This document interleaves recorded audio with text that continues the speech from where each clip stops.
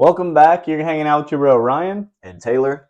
And in this video, we're talking about holiday savings. Just some tips and tricks for this holiday because we know around the holiday times it gets super expensive and you just keep flinging out that credit card and it feels endless.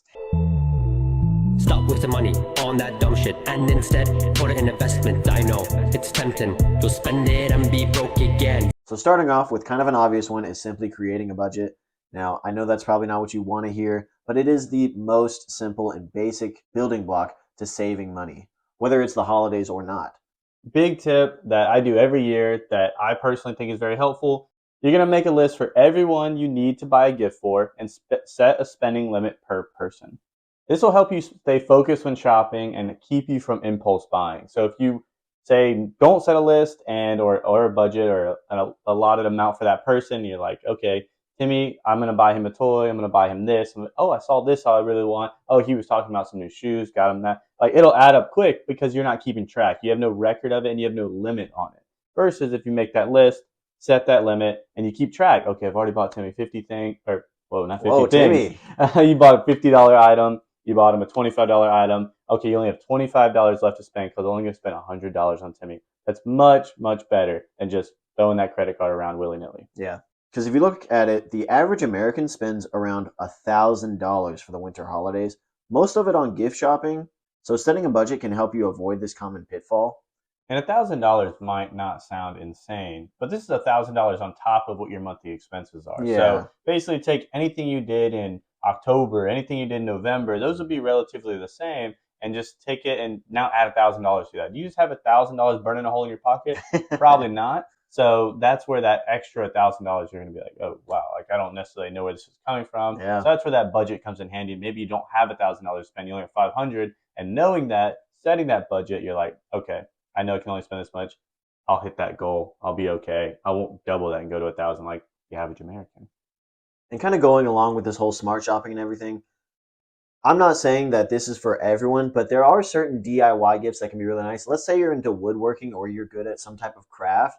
And you are able to make, let's say a beautiful cutting board or custom engraved thing. Those can be very meaningful and oftentimes nicer than an expensive gift because obviously you don't have to pay all these middlemen and manufacturing costs and everything. You simply built it yourself. Now, if you're looking to propose to your girlfriend and she's looking for a ring and you come at her with a handmade card, I'm not saying that's going to go over well. I'm not going to say it's going to go over bad, but you kind of have to it's a little give and take right there. Also, gifting experiences and stuff like that, like you do a trip where you spend this amount of money for, let's say, your family to go out and everything. You're able to maybe find some good deals and something. That's a huge thing. People love travel and experiences. I mean, Absolutely. a lot of times more valuable than a physical object. So things like that are a great option.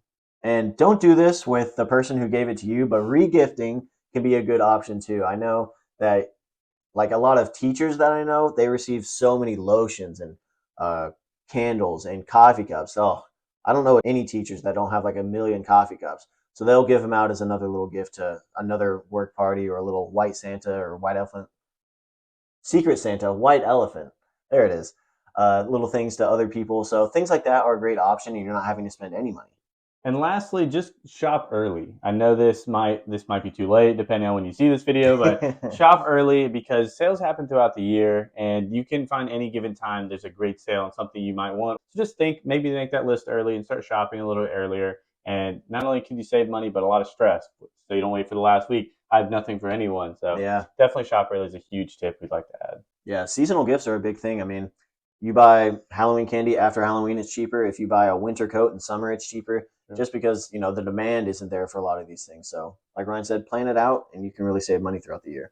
And a fun fact that might not be so fun for a lot of people is holiday gift sales are projected to total nearly $700 billion in 2024.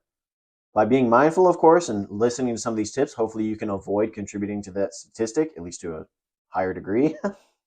So we're engineers, as you already know, and so we love online tools and just tools in general, especially when it comes to saving money. Oh, yeah. So that's going to be one of our next big tips is look for these online tools, especially like a Honey or a Capital One spending tool. These are just something you can add to your browser. It takes 30 seconds. It's super, super easy. Mhm. And you add to your browser, and then when you shop on Amazon, you shop at Walmart, anything else, it collects all the coupons for you. And when you go to checkout, it puts them all in to see if it can get you any discounts.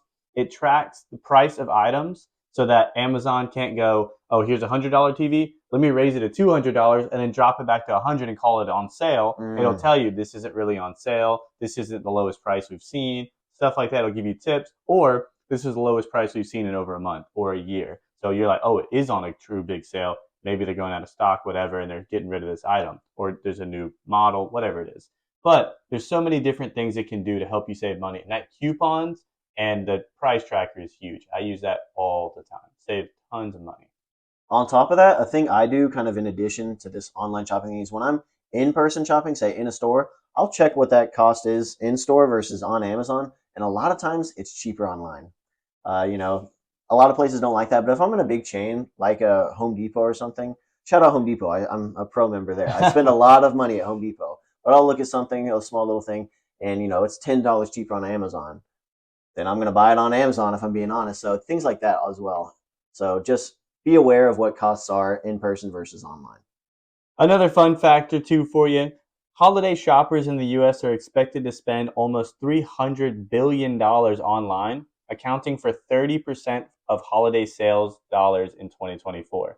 That's a lot you could save on if you use some of these tools we mentioned. Another fun fact for you, over 50%, 57% to be exact, of holiday shoppers plan to make holiday purchases online. Again, this is a huge percentage of people, which is very common with Amazon and the rest of them nowadays. Even Walmart pushes you to go online. Yeah. All of these things are going to push you to go online. Then use the tools available that are going to find all the coupons for you. You don't have to look for those. You don't have to download or clip anything.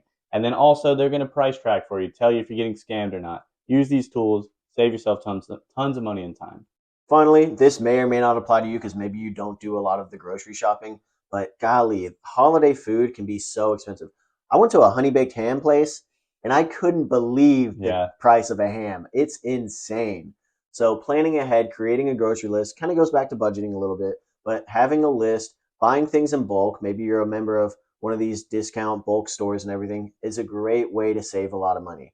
And if you're the one that hosts every year, time and time again, all the family comes over, they eat, they make a mess with the presents and all that, then they leave. Honestly, feel free to ask them to pitch in a little bit. They're family. Yeah. And just say, look, like, if you can't, no big deal. I get it. Holiday times are stressful, but I do put on this whole big thing. I cook all the food. I supply. If you wouldn't mind pitching in $10, $15, $20, that would help out a lot to go towards all this. Or bring a dish. A long way. Yeah. Ask them to bring a dish, save you that stress, save you that money. It can go a long way. And hey, if you are a guest, feel free to offer to do those things. It's always appreciated. Usually when I'm coming over a place, like it's a bigger holiday event, I'm like, oh, should I bring anything? Should I bring a drink or, side or anything? Sometimes they'll say yes, sometimes they'll say no. Either way, I like to put that offer out there, and it's a great thing to do for the holidays. So we hope some of these tips helped you guys this holiday season. We're obviously going to take into account a lot of these tips ourselves to save a little bit of money and not be a part of that statistic. But also, we hope that you guys can share a couple of your best tips with us. So please feel free in the comments to leave a tip. What's your best holiday savings tip you've used time and time again, and it's worked? We will definitely be using it, trust me. And other than that, we love seeing you guys in the video. We love seeing you guys in the comments. Please keep commenting, and we'll see you guys in our next video. Stop wasting money on that dumb shit and instead put it in investment. I know it's tempting, you'll spend it and be broke again. Consumer spending on winter holidays is expected to reach a record $902 per person, according to the National Retail Federation's latest consumer survey conducted by Prosper. And I'm not going to read that. You have to continue. That's just going to be on screen, guys.